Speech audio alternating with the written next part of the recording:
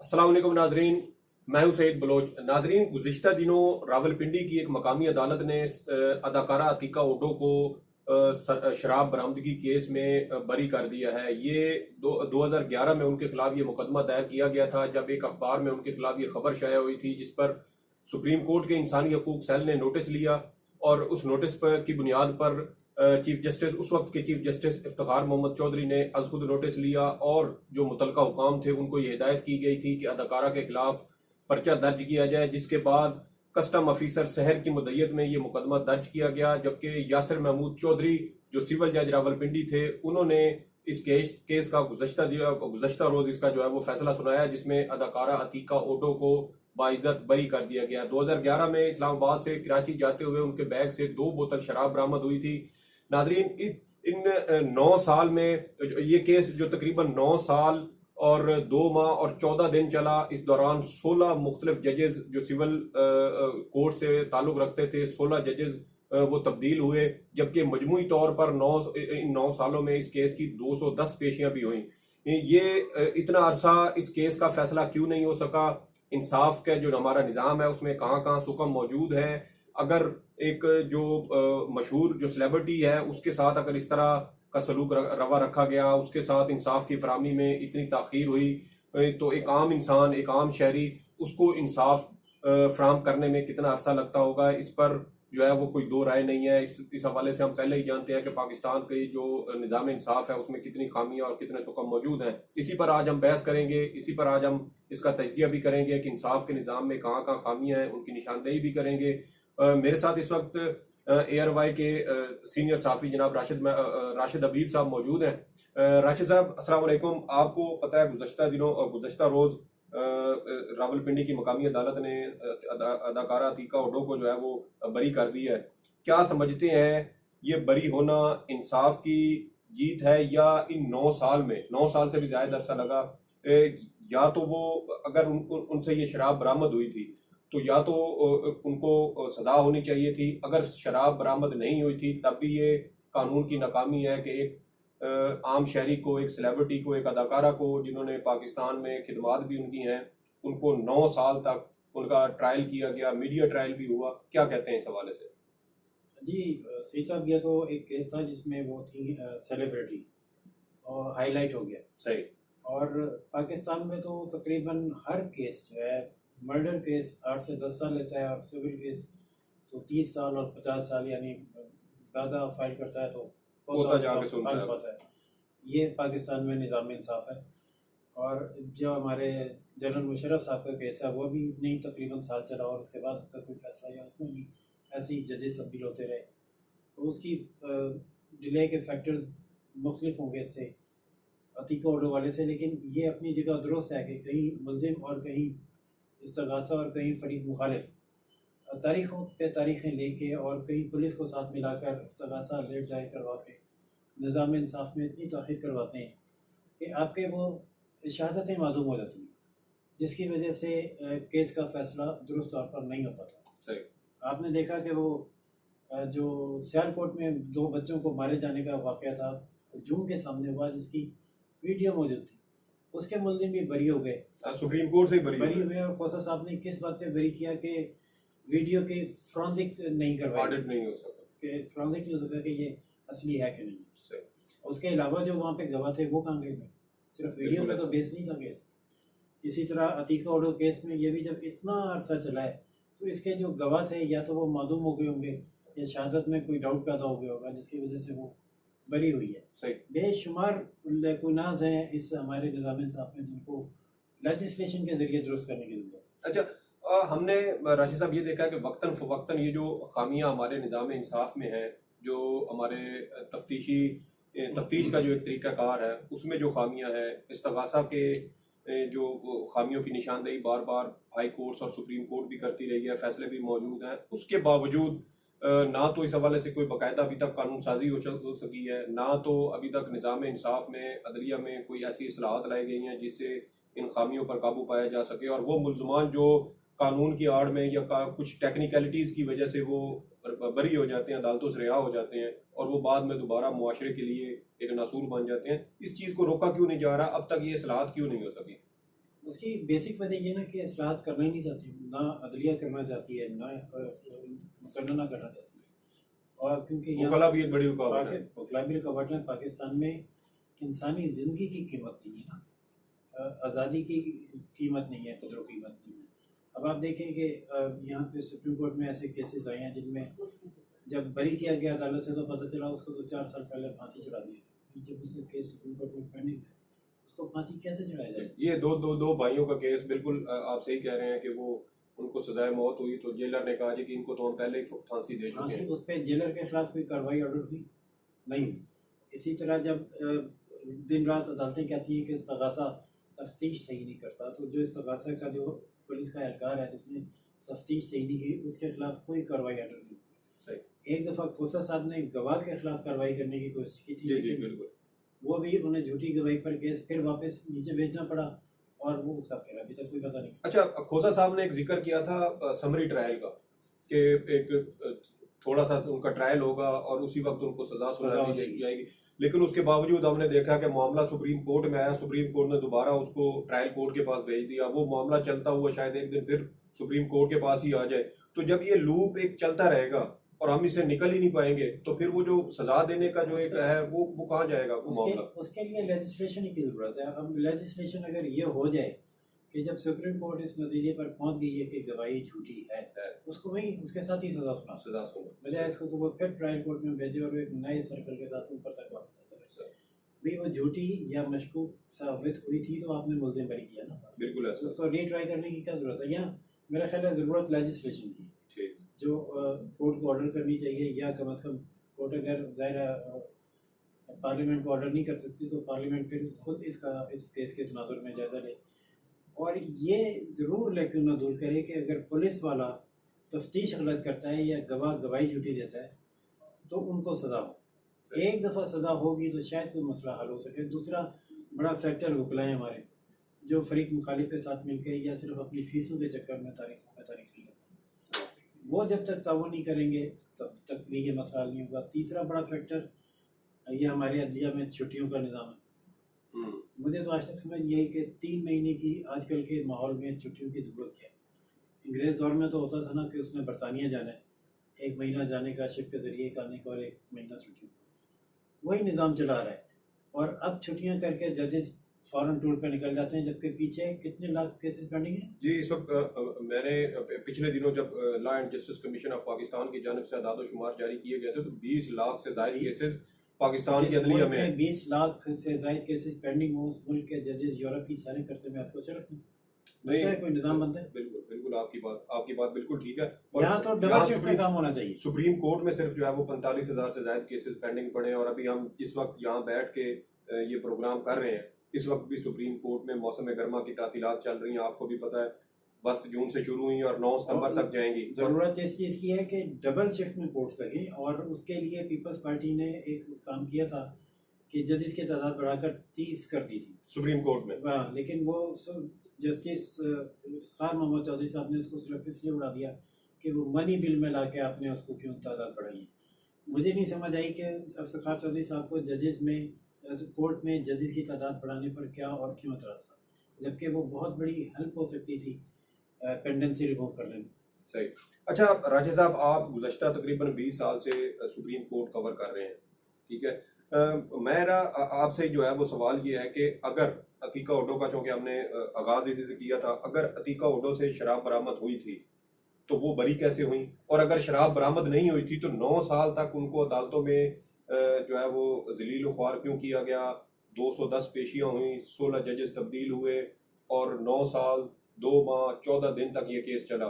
तो ये इस तरह के जो वाक़यात हो रहे हैं, इसकी वजह क्या हो सकती है? साबिक चीफ जस्टिस इफ्तिखार मोहम्मद चौधरी साहब ने सिर्फ 2 बोतल शराब पर अज़ खुद नोटिस लिया था।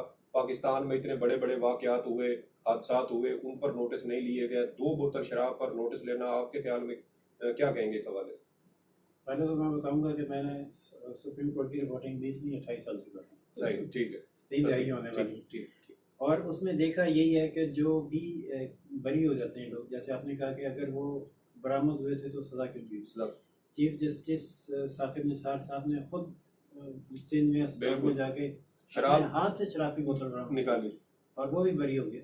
फ्रांसिक में तो वैसे भी वो शराब निकली नहीं थी, कुछ और निकला था। यही वजह है, यही वजह है कि शहादत उसके मुताबिक नहीं आ पाती। और जो हमारा कानून है उसमें एक जो सबसे बड़ी मजबूरी है कि बगैर शहादत के जज ने अपनी आंख से भी देखा हुआ वो वाक़या तो सज़ा नहीं दे सकता, क्योंकि अब टेक्निकल बात है, अदालत में जज के सामने कत्ल हुआ, अब वही जज उसी वाक़े का जज नहीं हो सकता, वो उसका गवाह होगा। सही, गवाह होगा ना, बिल्कुल है सर। हाँ, और अगर वो गवाही नहीं देगा तो बंदा बरी हो जाएगा। तो ये डिपेंड मतलब गवाह पे करता है ना, बिल्कुल है सर, बिल्कुल डिपेंड है सर। गवाह पर और शहादतों पे करता है। जब तक हम इसके मामले में कोई केयरफुल नहीं होंगे और लेजिस्लेशन नहीं करेंगे कि गवाहियाँ ज़्यादा ना हो, जो चश्मदीद गवाह है वो बखैर औफियत अदालत तक पहुँचे और वापस भी जाए, उसकी ज़िंदगी को खतरा ना हो। हमारे यहाँ तो होता है हाई प्रोफाइल केस में जब केस साबित होने के करीब होता है तो पता चलता है गवाह कमरे में मुर्दा पाया गया या उसने खुदकुशी कर ली या वो मारा गया। अयान अली केस में आपको याद होगा कि जिसका कस्टम इंस्पेक्टर ने पकड़ा था, उसको कत्ल कर दिया गया। अभी ये चंद रोज पहले की बात है, असलम मसूद साहब जो jelly accounts bank accounts case के एक मरकजी गवाह थे, उनकी जो है वो वफात हो गई या केस चल रहा है, गवाह गुजर गया, तो उस केस का क्या बनेगा? ये बरी हो देंगे, बिल्कुल बरी हो देंगे। तो जब तक ये समरी ट्रायल या काजी निज़ाम जो हमारे होता था इस्लाम में वैसा नहीं होगा कि आनन फानन केस सामने आया, उसी वक्त गवाह पेश हुए, उसी वक्त शहादत या अगली फैसला हो गया 2 महीने में या 3 महीने में, तब तक ये पाकिस्तान में इंसाफ का निज़ाम बहाल नहीं, दुरुस्त नहीं हो सकता। सही। अच्छा, इंसाफ नहीं मिल सकता यहाँ लोगों को। ठीक है राजी साहब, एक हम बात कर लेते हैं अदालती इस्लाहात की। हमने ये देखा कि साबिक चीफ जस्टिस आसिफ सईद खोसा ने बड़ी कोशिश की कि किसी तरीके से कुछ इस्लाहात लाई जाएं। उन्होंने मॉडल कोर्ट्स भी बनाई ताकि मुकदमात के सिविल और फौजदारी मुकदमात के जल्द से जल्द ट्रायल हो। और उन्होंने बड़े फखर से ये बात भी की थी कि एक केस जो 3 महीने पहले शुरू हुआ था, 3 महीने बाद वो तमाम ट्रायल कोर्ट से होता हुआ हाई कोर्ट और फिर सुप्रीम कोर्ट से भी उसका फैसला हो गया। अगर एक मॉडल कोर्ट्स की सूरत में हम इस तरह के जो मुकदमात हैं उनके फैसले 3 माह के अंदर कर सकते हैं, तो इस तरह की जो इस्लाहात हैं वो पूरे मुल्क पर लागू करने में रुकावट क्या है? ऐसी चीज़ों के लिए रुकावट फिर हमारे वकला हज़रात हैं, ठीक, क्योंकि उनका जो काम चल रहा है वो लंबी लंबी समातों से चलता है, हर तारीख पर क्लाइंट से कुछ ना कुछ पैसे भी लेते हैं।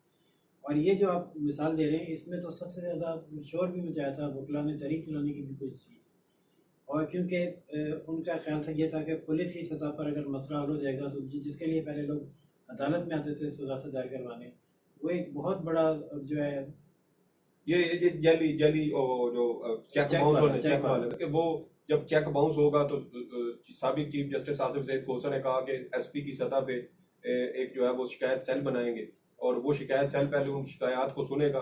अगर वहां पर वो तस्फिया नहीं होता तो फिर उसके बाद मामला जो है वो तस्फिया होने शुरू हो गए, उसी सतह पे तस्वीर होने शुरू हो गए और वो केसेस अब अदालतों के दस्तर से निकल गए, उनकी इनकम कम हुई है ना। बिल्कुल। इसी तरह अगर हर केस समरी ट्रायल में नीचे से या मॉडल कोर्ट से फारिग होना शुरू हो जाएंगे तो ये जो लॉ का प्रोफेशन है वो बड़ी शदीद तरीके से मुतासिर होगा। मैं यही तो बताना चाह रहा हूँ कि हमारे वकला, हमारे जजेस, अब अगर माशरे में इंसाफ आ जाए, राइज हो जाए, तो नाइंसाफियत भी कम होंगी। जब अदालतों में केसेस नहीं होंगे तो फिर लाखों रुपए की तनख्वाहें पेंशनें बरात कौन देगा? सही। अच्छा राशिद साहब, एक सवाल तो मैं ये भी करना चाहता हूँ कि हम अतीका उडो की बात करें। हमने ये भी देखा कि पाकिस्तान की अदालतों में एक गरीब खातून जिस पर 419 रुपए या 420 रुपए उसके पास नहीं थे और उस जुर्म की जो है सजा उसको ये मिली कि वो 19 साल उसने अपनी जवानी के वो उसने अपने जो है वो जेलों में जो है वो गुजार दिए। इसी तरह लाहौर में हमने देखा कि एहतराम रमज़ान ऑर्डिनेंस के तहत एक गरीब शख्स जिसको 6 दिन की सजा हुई कि इसने एहतराम रमज़ान ऑर्डिनेंस की खिलाफ वर्जी की और वो बेचारा फिर 5 साल बाद जेल से रिहा हुआ। मतहत जो जज थे अदलिया के, उन्होंने उससे फिर बाकायदा माफ़ी भी मांगी। ये जो वक्तन फवक्तन हम देखते हैं कि इस तरह के वाक़यात रोनमा होते रहते हैं हमारी सोसाइटी के अंदर। अतीका उडो के साथ भी यही हुआ, 9 साल तक केस चला। दोनों सूरतों में शराब बरामद हुई थी या नहीं हुई और उनका रिहा हो जाना, दोनों सूरतों में ये जो निज़ाम इंसाफ है ये उसकी नाकामी है। तो जिम्मेदार जो है वो आप किसको देखते हैं? बिल्कुल, यहाँ पे जो है ना पाकिस्तान में कहा जाता है कि कानून मकड़ी का वो जाला है जिसे ताकतवर तोड़ के निकल जाता है, गरीब उसमें फंस जाता है। आपने खुद मिसाल दी कि 419 रुपए वाली खातून भी 9 साल बाद बाहर आई और वो एक गरीब आदमी जिसको सजा ही 6 दिन थी, वो 5 साल जेल में रहा। और अतीका ऑर्डर साहब के खिलाफ मुकदमा तो चला, लेकिन कोई उनका कुछ बिगाड़ नहीं सकता। वो टेंशन उन्हें रही होगी 9 साल, और वो बरामद हुई तो उन्हें ज़्यादा बार बार सवाल कर रहे हैं कि सज़ा क्यों नहीं हुई उसकी। मैंने बार बार यही वजह बताई है कि टेक्निकलिटीज़ हैं इसकी, इसका जिम्मेदार पूरा मुआशरा है। सही। वो भी है जो गवाही देने नहीं आता, और वो भी है जो गवाही देने तो आता है लेकिन उसको मार दिया जाता है। जो मार रहा है वो भी जिम्मेदार है, मारने वाले को जो पकड़ नहीं रहा वो भी जिम्मेदार है, जो देख रहा है और उसके बावजूद इन तमाम अवामिल के सद्देबात के लिए कानून साजी नहीं कर रहा वो भी जिम्मेदार है, और जजेस जिम्मेदार हैं जो 2 बोतल शराब का तो नोटिस लेते हैं लेकिन इन सारे अवामिल का नोटिस लेके इसके हल की तरफ आज तक नहीं है। सही। अच्छा, हमने अमूमन ये देखा है कि अदलिया के खिलाफ अगर कोई बात की जाए तो तौहीन अदालत की कार्रवाई जो है वो शुरू हो जाती है। इस तरह के जो फैसले होते हैं बाज़ अदालतों की जानिब से, या इंसाफ में ताख़ीर होती है, जज अरशद मलिक का हमने जो है वो वाक़या देखा।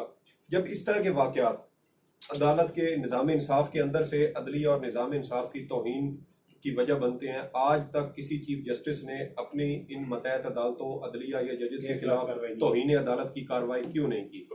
बिल्कुल होनी चाहिए। मैं अभी आपसे ये सवाल करने वाला था कि वो जज अरशद मलिक साहब, वो उन्होंने जब ये इल्ज़ाम आयद किया कि वो उनसे फैसला दबाव के तहत ज़बरदस्ती लिया गया, वो एक तरह से मान तो रहे हैं। अच्छा, जब उनसे और उन्होंने फिर वो फैसला किया कि उनको नहीं चाहिए था कि जब उन पर दबाव आया तो वो उससे अपने चीफ जस्टिस को आगाह करते मुतलका और हाई कोर्ट अगर इस केस में निगरानी एक इल्ज़ाम ये दिया कि सुप्रीम कोर्ट के जज साहब से, और इधर से भी इन पर प्रेशर था कि नहीं सज़ा सुनानी तो वो ये तो कर सकते थे कि रिज़ाइन करके किसी भी बहाने से मैं बीमार हो गया हूँ, कैपेबल नहीं रहा, बाहर आ जाए।